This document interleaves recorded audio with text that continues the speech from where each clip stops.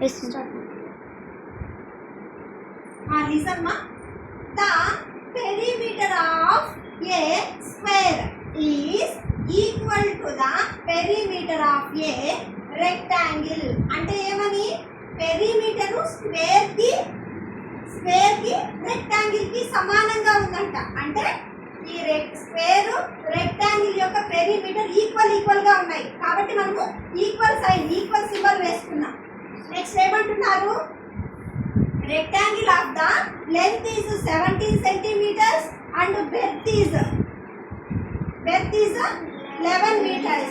The area of the square, మనకు square కి rectangle కి ఈక్వల్ గా పెరిమీటర్ ఉంది అన్నారు. ఈ పెరిమీటర్ ఈక్వల్ గా ఉన్నప్పుడు రెక్టాంగిల్ కి ఏరియా మాత్రం మనం ఫైండ్ అవుట్ చేయాలి. ఫస్ట్ ఆఫ్ ఆల్ క్వశ్చన్ లో దీని మెజర్మెంట్స్ మనకి ఇవ్వలేదు, దేనివి స్క్వేర్ వి మెజర్మెంట్స్ మనకి ఇవ్వలేదు. రెక్టాంగిల్ కి మెజర్మెంట్స్ ఇచ్చారు, అవి మనం రాసుకుంటున్నాం.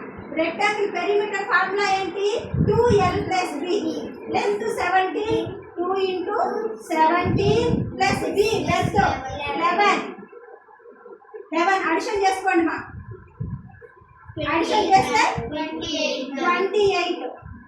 2 × 28 మల్టిప్లై చేయండి,